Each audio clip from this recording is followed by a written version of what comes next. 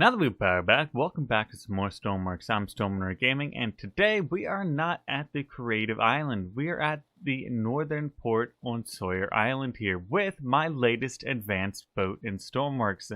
And I have christened it the Ocean Cruiser because it is an ocean-going yacht here, boasting 3 bedrooms on the bottom deck and a large living area on the top deck here. It also has 2 large diesel engines on the bottom here, as well as a ton of other logic things like Omnidirectional Drive and some pretty good aesthetical features around the boat here. And talking about the aesthetics of the boat, I would like to quickly thank Yankee, a not only community member of Stormworks, but a community member of my Discord as well, that took up my call and did not only a lot of the work on the exterior of the boat, but did a little bit of the changes on the interior as well. Without further ado, let's get to the tour around the boat here. And on the front end, we do have these clamps going all the way down, as well as the correct nautical lighting here. And we have some pretty good spotlights for that master bedroom there. Let's get right into this little seating area on the front.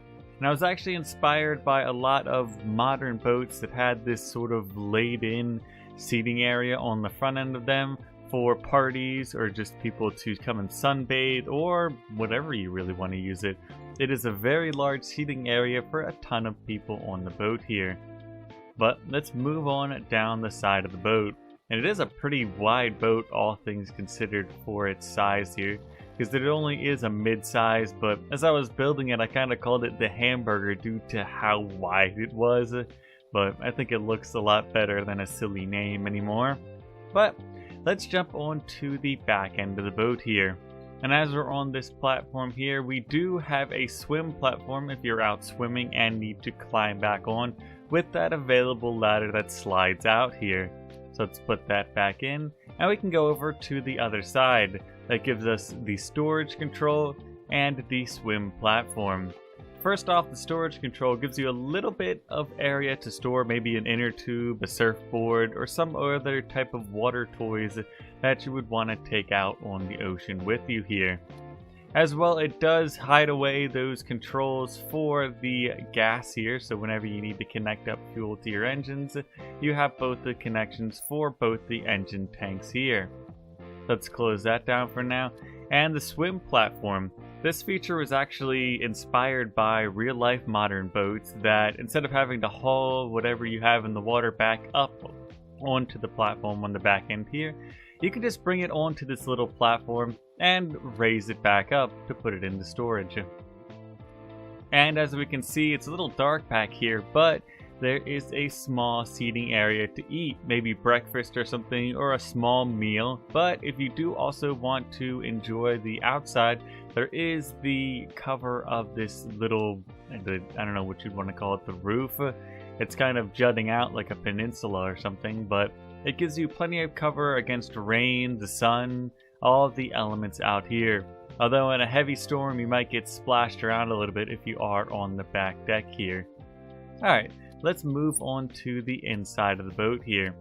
Give us a couple lights, and if you keep your eyes peeled, you'll see some pretty cool different things that have built into the real life aesthetic of the boat here, like the outlets on the wall, as well as a ton of storage for wherever I could really fit it around the boat.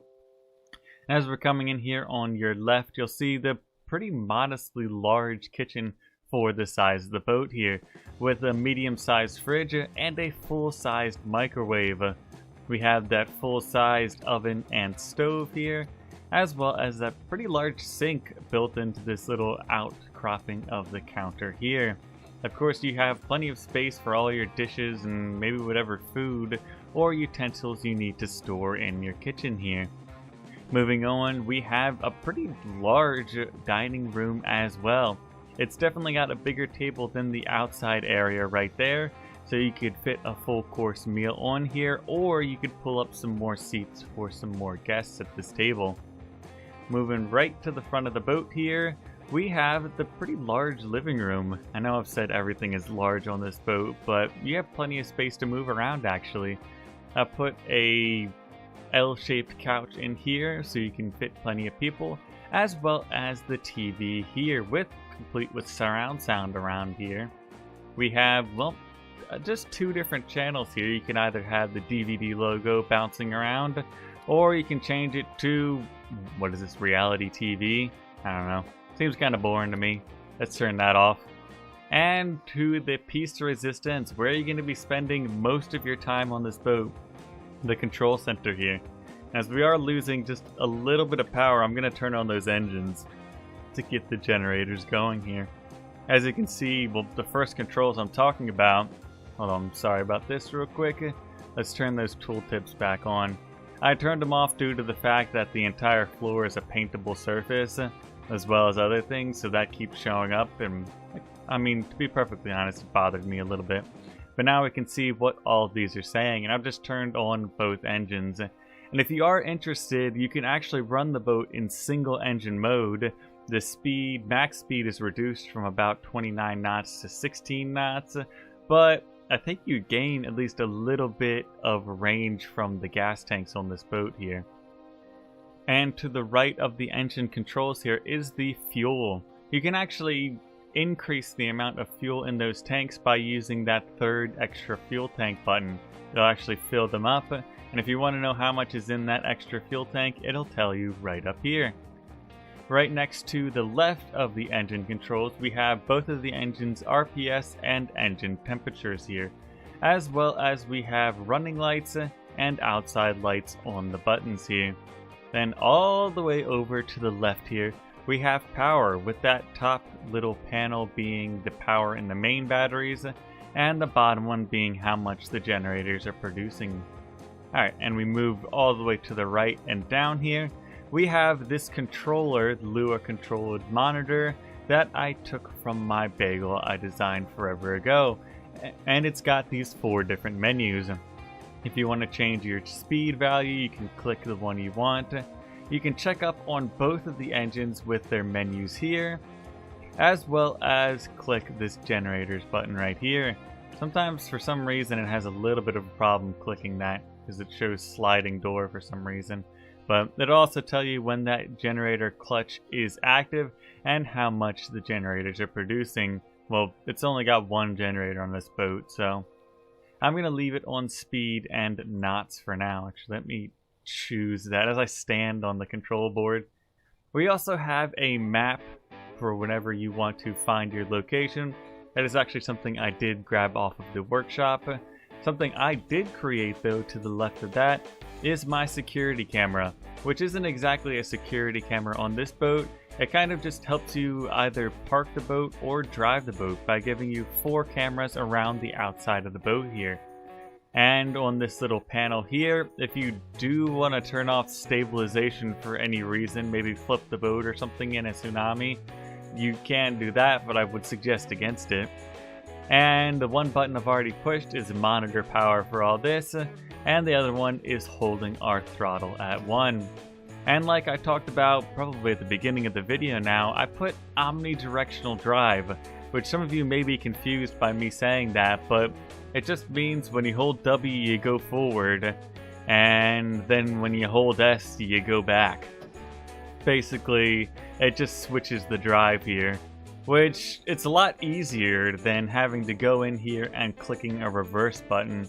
I thought it was a cool and different feature to add on that makes the boat just that much easier to drive. But alright, let's get it out on the water here. I am going to just let it hold the throttle at 1 as we go out.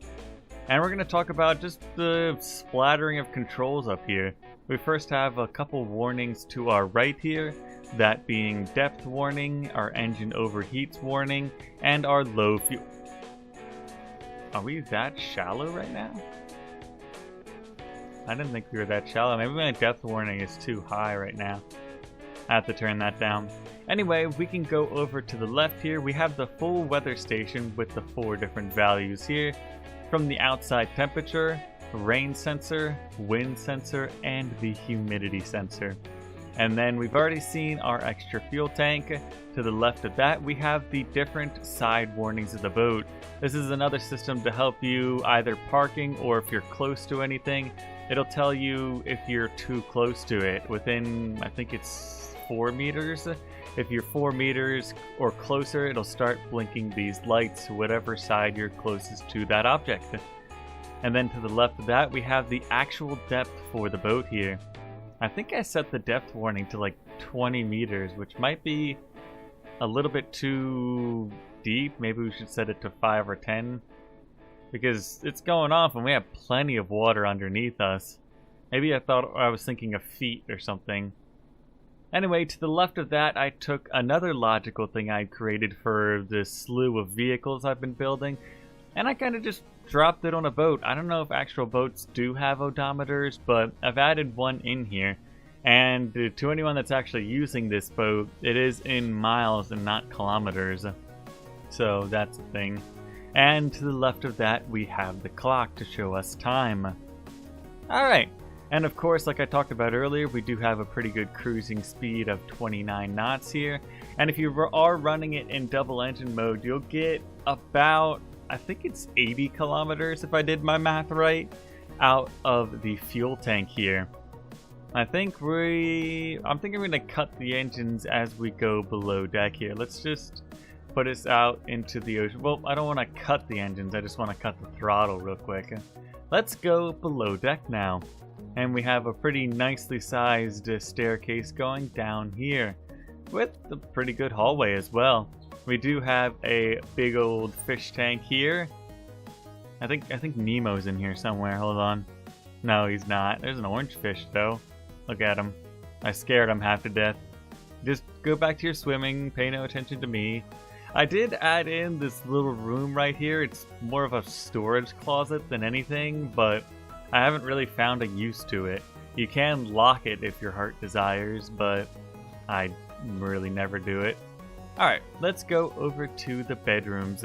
And both of these bedrooms on the mid-side, or not the mid-side, the middle of the ship here, are exactly the same on both sides here. So it boasts, you know, a single bed, a small TV, and plenty of storage for clothes and I guess whatever else you want to bring. And it also, this is my first time I've ever done this, had the same amount of bathrooms per bedroom. So this only being a half bathroom, meaning it only has the toilet and the sink, it's still a pretty nice amenity, so you don't have to go to the single bathroom on the boat in the middle of the night. You can just use the one in your room. And one little cool feature I've added across the bottom end of the boat is this little indented space with lights and stuff. I don't know if you guys would think it's cool, but I don't know. I like the little aesthetic feature of having this going down the side of the boat. And for the final and master bedroom here, let's go in. And it of course has that double bed, as well as a lot more storage than those smaller bedrooms there. And on the other wall, we have a appropriately sized large flat screen TV here. And the only full bathroom in the boat is connected right onto the masters. Of course, having a sink and toilet here, it also boasts that large main shower, or full shower I guess you'd call it. Whatever. You can actually stand up on it and have water spray down at you to take a shower here. So let's get out. Ooh, did I turn off the light? Hold on. There we go. Light's off now. We don't want to waste too much power. We're not driving around. Speaking of driving around, let's go down to the engine room here. Boasting those two huge diesel engines, this boat has plenty of power to get it going down the water here. And if you have a mechanic or anything looking at engine stats, we have the full engine stats for both engines here, including their RPS, temperature, fuel, as well as both of the engine battery powers. Like I was talking about at the top side of the boat, there's the main battery array, and then there's engine batteries for both batteries here. We also do have the generator power being outputted. As well, you can turn on the backlights if that's needed, as well as if the engines do cut out and there's no power in these batteries, there is an engine battery emergency power button. It'll take a little bit of power from the main batteries and put it in the engine batteries. As you can see, the battery power is going low, so it just started the generators up. Automated stuff. I did lay out the engine room to give you that sort of mechanical feel as well.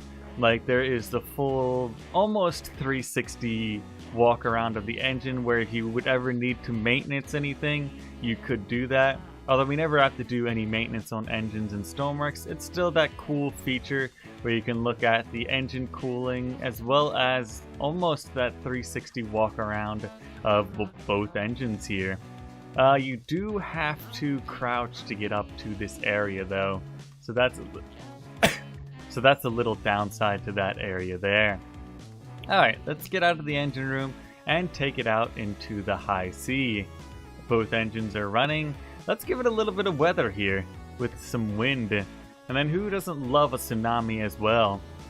Although its wider size does help it in the waves and stuff.